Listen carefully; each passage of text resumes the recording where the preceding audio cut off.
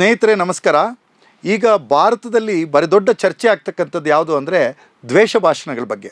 ಈ ದ್ವೇಷ ಭಾಷಣದ ವಿಚಾರದಲ್ಲಿ ರಾಜಕಾರಣಿಗಳು ಹಿಂದಕ್ಕೆ ಬಿದ್ದಿಲ್ಲ, ಸಂಘಟನೆಯ ನಾಯಕರುಗಳು ಹಿಂದಕ್ಕೆ ಬಿದ್ದಿಲ್ಲ, ಅದರಲ್ಲೂ ಸ್ವಾಮೀಜಿಗಳು, ಮೌಲ್ವಿಗಳು ಅಥವಾ ಇನ್ಯಾವುದೋ ಧರ್ಮ ಸಂಘಟನೆಗಳ ನೇತಾರರು ಸಹಿತ ಹಿಂದಕ್ಕೆ ಬಿದ್ದಿಲ್ಲ. ಆಯಾ ಸಂದರ್ಭದಲ್ಲಿ ಯಾರ್ಯಾರು ಏನೇನು ದ್ವೇಷ ಭಾಷಣವನ್ನು ಮಾಡಲಿಕ್ಕೆ ಸಾಧ್ಯವೋ ಅವನ್ನೆಲ್ಲವನ್ನು ಮಾಡ್ತಾರೆ.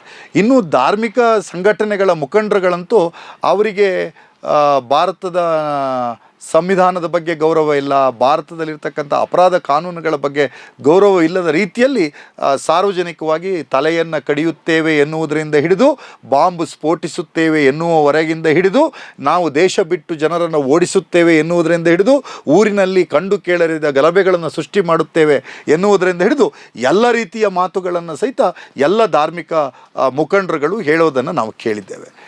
ಆಗೆಲ್ಲ ಸಂದರ್ಭವನ್ನು ಇಟ್ಕೊಂಡು ಇನ್ನೂ ಸಾಮಾಜಿಕ ಜಾಲತಾಣದಲ್ಲಂತೂ ಆ ದ್ವೇಷ ಕಾರುವುದಕ್ಕೆ ಮಿತಿಯೇ ಇಲ್ಲ. ಅಲ್ಲೊಂದು ಅಂತರಂಗದ ಶೋಧನೆಗೂ ಅವಕಾಶ ಇಲ್ಲದ ರೀತಿಯಲ್ಲಿ ಇನ್ನೊಂದು ಮತ ಧರ್ಮವನ್ನು ಟೀಕೆ ಮಾಡ್ತಕ್ಕಂಥದ್ದು, ಪರಸ್ಪರರನ್ನು ದ್ವೇಷದ ಮೂಲಕ ಹಣಿತಕ್ಕಂಥದ್ದನ್ನು ನಾವು ನೋಡಿದ್ದೇವೆ. ಅದಕ್ಕೆ ನಿಸ್ಸೀಮರಾದಂಥ ಒಂದಷ್ಟು ಜನರ ಪರಂಪರೆಯೇ ನಮ್ಮ ದೇಶದಲ್ಲಿ ಇದೆ. ಅದಕ್ಕಾಗಿ ಈಗ ಸರ್ಕಾರದಿಂದನೂ ಫ್ಯಾಕ್ಟ್ ಚೆಕ್ ವಿಂಗ್ ಇದೆ, ಮಾಧ್ಯಮಗಳಿಂದ ಫ್ಯಾಕ್ಟ್ ಚೆಕ್ ವಿಂಗ್ ಇದೆ.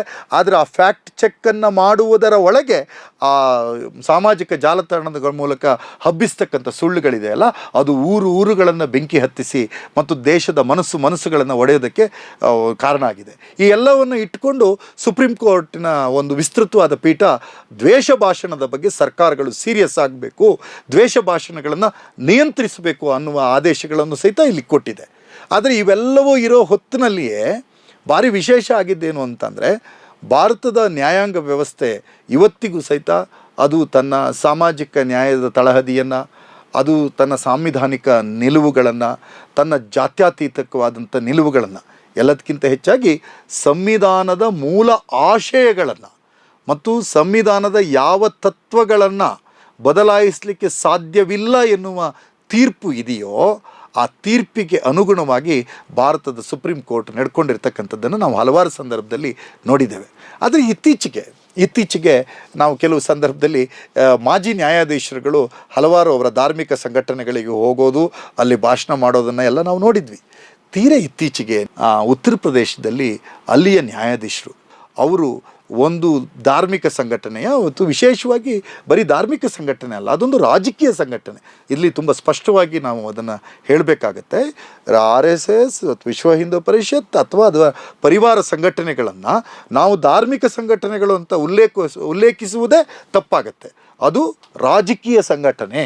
ಆ ರಾಜಕೀಯ ಸಂಘಟನೆಯ ಕಾರ್ಯಕ್ರಮಕ್ಕೆ ಹೋಗಿ ಭಾರಿ ದೊಡ್ಡದಾದಂಥ ಮಾತನ್ನು ಅವರು ಆಡಿದ್ದಾರೆ. ಈ ಬಗ್ಗೆ ಸುಪ್ರೀಂ ಕೋರ್ಟ್ ಸಹಿತ ಒಂದು ಸಕಾಲಿಕ ಕ್ರಮವಾಗಿ ಅದಕ್ಕೆ ಮಧ್ಯಪ್ರವೇಶ ಮಾಡಿದೆ ಮತ್ತು ಅವರಿಬ್ಬರ ಭಾಷಣಗಳು ಆ ಸಂಘಟನೆಗಳಲ್ಲಿ ಏನು ನಡೆದಿದೆ ಅನ್ನೋದನ್ನು ವರದಿಯನ್ನು ತರಿಸ್ಕೊಳ್ಳುತ್ತೆ. ನೋಡೋಣ ಸುಪ್ರೀಂ ಕೋರ್ಟ್ ಯಾವ ರೀತಿಯಾದ ತೀರ್ಮಾನವನ್ನು ತಗೊಳ್ಳುತ್ತೆ ಅಂತ. ಯಾಕಂದರೆ ನಮ್ಮ ದೇಶದ ಒಂದು ಸಾಂವಿಧಾನಿಕ ಮೌಲ್ಯಗಳಿಗೆ ಯಾವಾಗ ನ್ಯಾಯಾಂಗದಿಂದನೇ ಪೆಟ್ಟು ಬರುತ್ತೋ ಆಗೆಲ್ಲವೂ ಸಹಿತ ಈ ದೇಶದ ನ್ಯಾಯವಾದಿಗಳ ಸಂಘಟನೆಗಳು, ಅದು ದೆಹಲಿಯಿಂದ ಹಿಡಿದು ಬೆಂಗಳೂರು ಮಡ್ರಾಸಿನವರೆಗೂ ಸಹಿತ, ಈಗ ಇತ್ತೀಚೆಗೆ ಕರ್ನಾಟಕದಲ್ಲೂ ಸಹಿತ ನೀವು ಗಮನಿಸಿರ್ಬೋದು, ಒಂದು ಹೆಣ್ಮಗಳ ಬಗ್ಗೆ ಅಸೂಕ್ಷ್ಮವಾದಂಥ ಹೇಳಿಕೆ ಬಂದ ಸಂದರ್ಭದಲ್ಲಿ, ಒಬ್ಬ ನ್ಯಾಯಾಧೀಶರಿಂದ ಬಂದ ಸಂದರ್ಭದಲ್ಲಿ ವಕೀಲರ ಸಂಘ ಆ ನ್ಯಾಯಾಧೀಶರ ಬಗ್ಗೆ ಗೌರವ ದರಗಳನ್ನು ಹೊಂದುತ್ತಲೇ ಅವರ ಆ ಮಾತಿನ ಜೊತೆ ಅವರು ಪೀಠದಲ್ಲಿ ಕೂತು ಹೆಣ್ಣು ಮಕ್ಕಳ ಬಗ್ಗೆ ಹೇಳಿದ ಅಸೂಕ್ಷ್ಮ ಮಾತಿನ ಬಗ್ಗೆ ತನ್ನ ಅಂತರವನ್ನು ಕಾಪಾಡಿಕೊಳ್ತಾ ದೂರನ್ನು ಸುಪ್ರೀಂ ಕೋರ್ಟಿಗೆ ಕೊಟ್ಟಿದ್ದನ್ನು ಸಹಿತ ನಾವು ಗಮನಿಸಿದ್ದೇವೆ.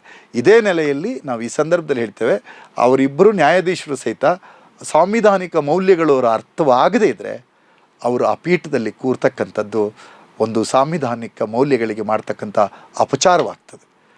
ಆ ಸ್ಥಾನದಲ್ಲಿ ಕೂತ ಮೇಲೆ ನ್ಯಾಯಮೂರ್ತಿಗಳು ಅವರನ್ನು ನ್ಯಾಯಮೂರ್ತಿಗಳು ಅಂತ ಕರಿತೇವೆ, ನ್ಯಾಯಮೂರ್ತಿಗಳು, ಮುಖ್ಯಮಂತ್ರಿಗಳು ಅಂತ ಕರಿತೀವಿ, ರಾಜ್ಯಪಾಲ ಅಂತ ಕರಿತೀವಿ, ನ್ಯಾಯಮೂರ್ತಿಗಳು ಅಂತ ಕರಿತೀವಿ. ಯಾಕೆಂದರೆ ಅವರನ್ನು ದೈವಸ್ಥಾನಕ್ಕೆ ಏರಿಸಿದ್ದೇವೆ, ಯುವರ್ ಲಾರ್ಡ್ಶಿಪ್ ಅಂತ ಕರಿತೇವೆ.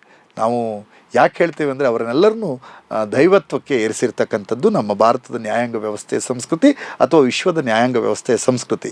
ಹಾಗಾಗಿರುವಾಗ ರಾಜಕೀಯ ಸಂಘಟನೆಗಳ ಸಭೆಗಳಿಗೆ ನ್ಯಾಯಾಧೀಶರು ಹೋಗ್ತಕ್ಕಂಥದ್ದು, ಅದರಲ್ಲೂ ಸಹಿತ ವೃತ್ತಿನಿರತರಾಗಿರ್ತಕ್ಕಂಥ ಮತ್ತು ಈಗ ಸ್ಥಾನಮಾನದಲ್ಲಿರ್ತಕ್ಕಂಥ ನ್ಯಾಯಾಧೀಶರು ಹೋಗ್ತಕ್ಕಂಥದ್ದು ಅಪರಾಧವಾಗ್ತದೆ. ಮತ್ತು ವಿಶೇಷವಾಗಿ ಯಾವುದೇ ಜಾತಿ ಕೋಮುಗಳ ಸಂಘಟನೆಗಳಲ್ಲಿ ಈ ಮಾಜಿ ನ್ಯಾಯಾಧೀಶರು ತೊಡಗಿಸ್ಕೊಳ್ಳೋದ್ರ ಬಗ್ಗೆನೂ ಸಹಿತ ಅವರು ಗಂಭೀರವಾಗಿ ಯೋಚನೆ ಮಾಡಬೇಕಾಗತ್ತೆ. ಯಾಕೆಂದರೆ ಅವರಿಗೆ ನ್ಯಾಯಮೂರ್ತಿ ಎನ್ನುವ ಪದ ಸದಾ ಇರುತ್ತೆ. ಅದು ನ್ಯಾಯಮೂರ್ತಿ ಅಂತಲೇ ಅವ್ರ ಹೆಸರನ್ನು ಮುಂದಕ್ಕೆ ಸೂಚನೆ ಮಾಡ್ತಕ್ಕಂಥವ್ರು ನಿವೃತ್ತಿಯ ನಂತರವು. ಹಾಗಿರುವ ಸಂದರ್ಭದಲ್ಲಿ ತುಂಬ ಗಂಭೀರವಾಗಿ ಯೋಚನೆ ಮಾಡಬೇಕು. ಹಾಗಾಗಿ ಜಾತ್ಯತೀತ ತತ್ವಗಳನ್ನು, ಪ್ರಜಾಪ್ರಭುತ್ವದ ಮೌಲ್ಯಗಳನ್ನು, ಸಾಂವಿಧಾನಿಕ ಆಶಯಗಳನ್ನು ಈಡೇರಿಸ್ತಕ್ಕಂಥ ಮುಂಚೂಣಿ ಸಂಘಟನೆಗಳು ಯಾವುದು ಅಂದರೆ ವಕೀಲರ ಸಂಘಗಳು.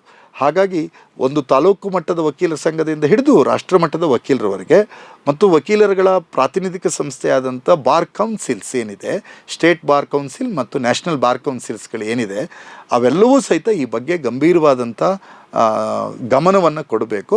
ಈ ರಾಜಕೀಯ ಆಸಕ್ತಿ ಇರ್ತಕ್ಕಂಥ ನ್ಯಾಯಾಧೀಶರು ದಯವಿಟ್ಟು ಅವರುಗಳು ಸ್ಥಾನವನ್ನು ಬಿಟ್ಟು ಅವರು ತಮ್ಮ ರಾಜಕೀಯ ಭಾಷಣವನ್ನು ಮಾಡಲಿಕ್ಕೆ ಹೋಗ್ಬೋದು. ಒಂದು ಸಂಘಟನೆ, ಒಂದು ಪಕ್ಷ ಅದರ ಪರವಾಗಿ ಕೆಲಸ ಮಾಡ್ಬೋದು. ನ್ಯಾಯದಾನದ ಪ್ರಕ್ರಿಯೆಯಲ್ಲಿ ಕೂತು ನ್ಯಾಯಾಧೀಶರ ಇಂತಹ ಮಾತುಗಳು ಆಕ್ಷೇಪಾರ್ಹ, ಖಂಡನಾರ್ಹ ಮತ್ತು ಚರ್ಚಾರ್ಹ ಮತ್ತು ಅವರುಗಳನ್ನು ನಾವು ಸಾರ್ವಜನಿಕರು ಗಂಭೀರವಾಗಿ ಯೋಚನೆ ಮಾಡಬೇಕು.